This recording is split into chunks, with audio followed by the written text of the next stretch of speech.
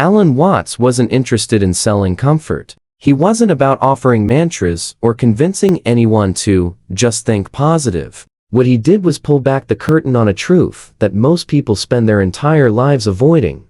The idea that the problems we think we have don't actually exist the way we think they do. They're mental projections. And the peace we keep chasing? It's already here. It always has been. In one of his clearest and most unsettling teachings, Watts lays it bare.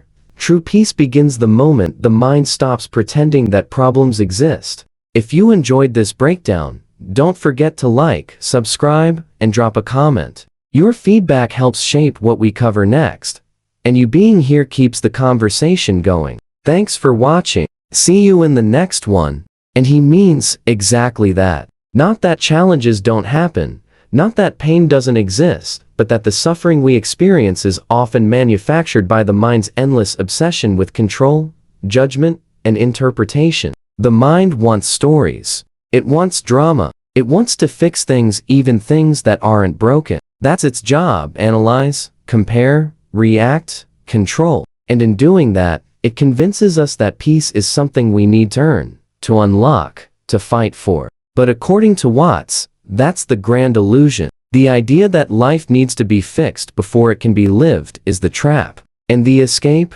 Awareness. Not more effort. Not more thinking. Not more plans or strategies. Awareness. Silent, non-judging awareness. He explains it simply. Most of the time, we're not reacting to reality, we're reacting to our interpretation of it. Something happens, and immediately, the mind jumps in with meaning, labels, predictions. We don't experience the event, we experience our resistance to it. And that resistance becomes the problem. Watts says that when we stop resisting what is, when we let go of the mind's narrative and just observe, problems dissolve. Not because circumstances change, but because the illusion that they had to be a problem is gone. The tension lifts. The noise dies down. Peace emerges. It's a radical message. Because we're taught the opposite. We're trained to believe that if we just control enough things, our time, our bodies, our careers, our relationships will finally be at peace.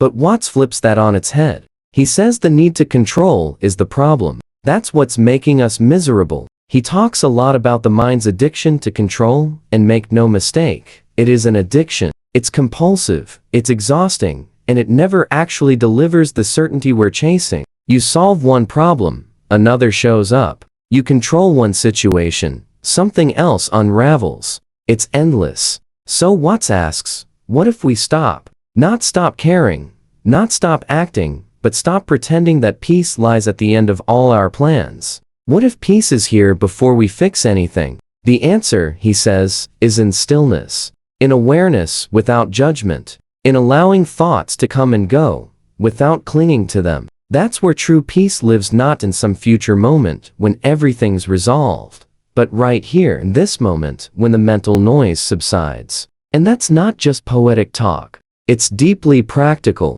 because, as Watts explains, most of what we call problems are just thoughts we're believing. They're stories, a fear about the future, regret about the past, worry about what others think, expectations about how things should be. And none of it is real in the way we think it is. These thoughts only become suffering when we attach to them, when we believe them, when we let them define our reality. But when we observe them, really observe them, we see how fast they shift, how flimsy they are. Like clouds drifting across the sky. Here one moment, gone the next. Watts encourages us to live from the sky, not the cloud. To rest in the awareness behind thought. That space where nothing needs to be added or taken away. Where life is simply happening, and we are part of it. It's not about giving up. It's about giving in. Surrendering not in defeat, but in alignment. Letting go of the fantasy that we're in control of the entire universe, and finding strength in flowing with it instead.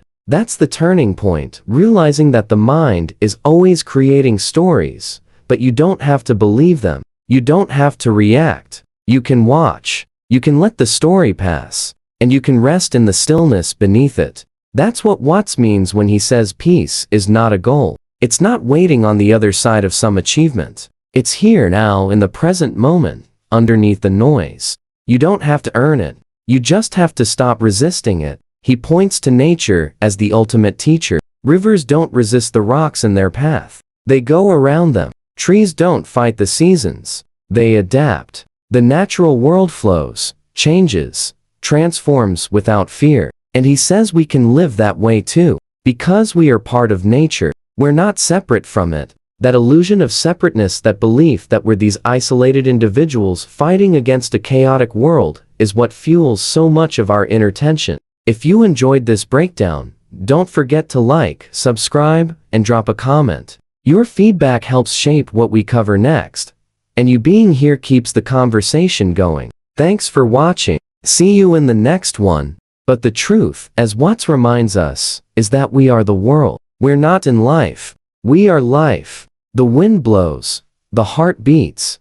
The thoughts rise and fall, and all of it is one continuous movement. The more we resist it, the more we suffer. The more we accept it, the more we feel at home. That's why he says peace begins when the mind stops pretending that problems exist. Not because life becomes perfect, but because we stop labeling everything as a problem. We stop needing things to be different in order to be okay. We stop arguing with reality. And when that argument ends, even for a moment, peace floods in. Not the kind that comes from avoiding life's messiness, but the kind that comes from being so present, so still, that even chaos becomes just another wave in the ocean. The message is simple, but not easy. Let go. Watch the mind. Don't believe everything it says. Be here, now, and trust that life knows what it's doing. Alan Watts isn't offering a formula. He's offering a perspective, a shift in where we look for peace.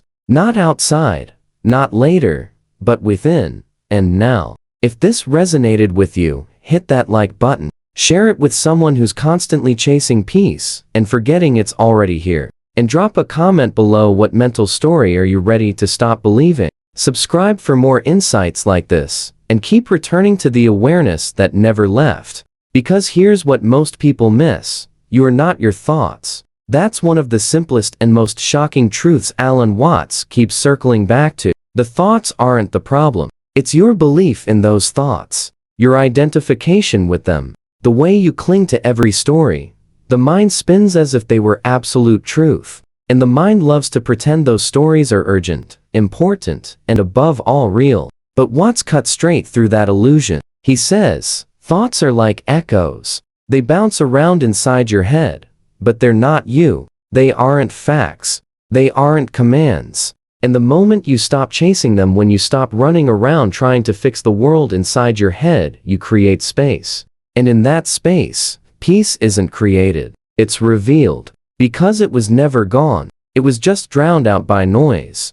Watts explains that peace isn't found in some perfect future scenario. It's not waiting for your job to calm down, or your relationship to fix itself, or your health to line up, or your bank account to hit a certain number. That's the mind's trap. Always pushing peace into the future.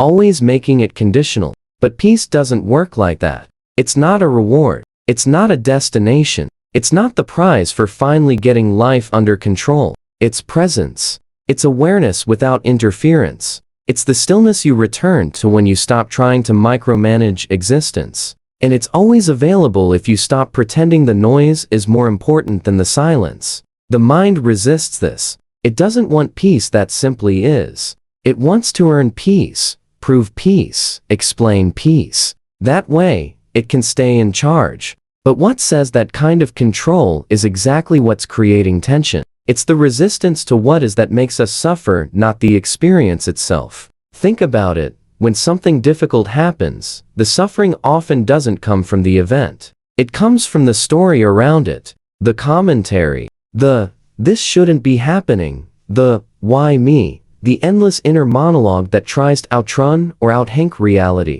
Watts exposes that inner monologue for what it is: noise. Useless, circular, and exhausting. And he points to a much deeper truth, that if you let go of that narrative, even for a moment, life becomes clear again. Not necessarily easier, but clearer, simpler, lighter. That's why he says peace comes when we stop pretending problems exist. He doesn't mean ignore reality. He means stop confusing the mind's interpretation of reality with the truth. Because there's always the event, and then there's what your mind does with it.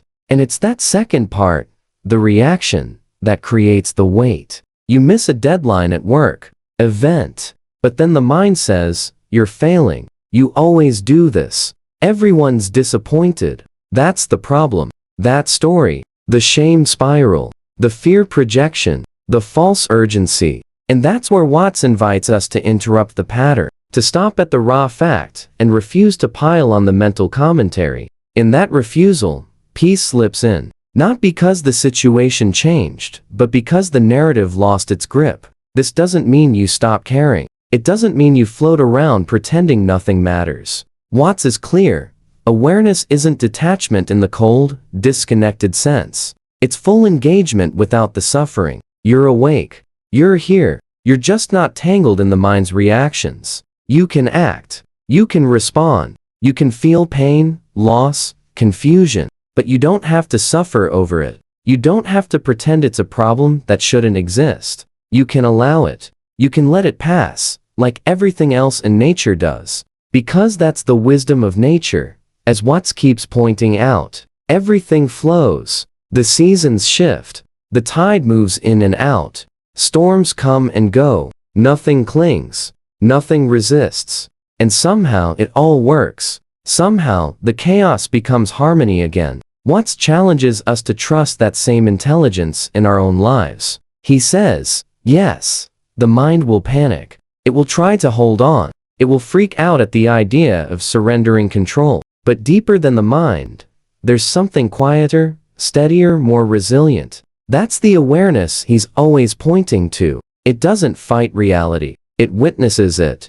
It moves with it. And from that place, you start to see clearly. You see that most of the mental stress we live with isn't coming from life itself. It's coming from our refusal to let life be what it is. That's what Watts calls resistance. And when resistance drops, even for a second, life suddenly feels easier. Not because the chaos went away, but because you stopped fighting it. This is the part that changes everything. Letting go is not weakness. Watts is adamant about this. Surrender doesn't mean giving up. It means giving in to the truth of the moment. It's an act of courage, not passivity, because it takes strength to stop trying to force your will onto the universe. It takes maturity to say, I'll meet life where it is, not where I wish it was. And from there, peace isn't a state you chase. It's who you are, beneath the drama, beneath the roles, beneath the endless problem-solving machine of the mind. He puts it another way. The clouds come and go, but the sky remains. You are the sky. The thoughts, the fears, the stories, they're just clouds. Temporary, ever-changing, sometimes thick and dark, sometimes light and barely there. But none of them alter the sky. None of them are the sky. So the practice, according to Watts, is simple. Return to the sky. Over and over. Watch the clouds, but don't mistake them for yourself. That's mindfulness. That's presence. That's what Watts means when he talks about pure awareness. Not some mystical trance state, but this moment unfiltered, unresisted, unjudged. He doesn't say it's always easy. The mind will keep doing what it does. But every time you notice it, every time you see the mind inventing a problem, you have the choice to step back, to observe instead of react, to breathe instead of brace. And in that space, peace unfolds, not because the chaos disappears, but because your relationship to it changes. You stop needing certainty. You stop chasing perfection. You stop demanding that life match your mental blueprint. And without that friction, what's left? Peace. Always there. Always waiting. Always now. Watts makes it clear.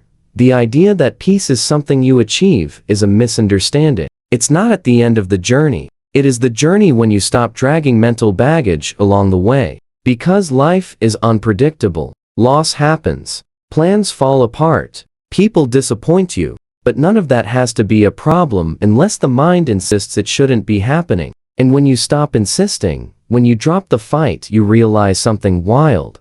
you're okay. Not because everything went your way, but because you're not resisting what is anymore. That's the root of all freedom Watts talks about. The freedom to be in the moment without needing to fix it. The freedom to respond with clarity instead of reacting with fear. The freedom to trust that life knows what it's doing, even when you don't understand it. And yes, the mind will come back. It will spin its stories. It will offer new problems. But each time, you get to see the pattern more clearly. You get to loosen your grip. And every time you do, you return to the peace that was never gone, only buried. Watts didn't promise a life without challenge. He promised that our suffering could end the moment we stopped resisting the challenge. And that's the paradox. The more we try to fight our way into peace, the more we delay it. But the moment we stop fighting, there it is. Always waiting. Always. Now. If you felt the pressure to fix your life before allowing yourself to feel peace, let this be your reminder. Peace doesn't come after control. It comes after surrender. Here's the part that hits hardest. We've been trained to earn peace, to chase it, to treat it like some rare reward for good behavior, hard work, or a life that finally cooperates. But Alan Watts pulls the rug out from under all that. He tells us clearly and without hesitation, peace was never something earned. It's what's left when you stop pretending it's missing. Let that settle for a second. Because the idea that peace is already here, that it's not the result of the right schedule, the right mindset, or the right people behaving the way you want, completely dismantles how we've been taught to live. And that's exactly the point. Watts doesn't offer a better system for managing your thoughts. He shows you that the system itself is unnecessary. The problem-solving machine in your head, it's spinning constantly, trying to fix what doesn't need fixing. He's not denying that hardship exists. He's not pretending life is all sunsets and still ponds. But what he is doing is asking you to question whether suffering is truly coming from the situation or from your resistance to it. And over, it comes back to the same thing: resistance. The stories we tell ourselves, the fear of what might happen, the regret over what already has, the mental back and forth, playing defense against life as if it's out to get us. That's where the pain hides. That's where it grows. And Watts doesn't say, just think positive. He doesn't say, reframe your thoughts. He says something much more radical. Step outside of them. Stop identifying with them. Observe them. Let them rise and fall, like waves in the ocean, without chasing or clinging. Because they are not who you are. What you are beneath the noise, beneath the fear, is stillness, awareness, consciousness that doesn't need to label or control everything. The mind adds layers. Awareness just sees. And when you return to that seeing, when you stop getting lost in the content of your thoughts, and instead watch the pattern of thinking itself, you find something most people never realize is possible: a break. Not from life, but from the suffering we attach to it. That's the kind of peace Watts talks about. The kind that doesn't come from controlling your environment, but from dropping the belief that it has to be controlled. It's quiet. It's subtle. It's always there, but the mind can't grasp it. It can only rest in it. And that takes trust. Not the kind of trust where you believe everything will go your way. The kind where you understand that things will change, and that's okay. That whatever comes, you'll meet it. That there's no need to brace. No need to resist. Life will keep flowing. So can you. And in that pause, that simple act of witnessing, the peace you've been searching for might already be there. If this resonated with you, like the video, share it with someone stuck in their own spiral, and leave a comment below. What story are you ready to let go of? Subscribe for more reflections like this, because peace isn't hiding. It's just beneath the noise, waiting to be seen.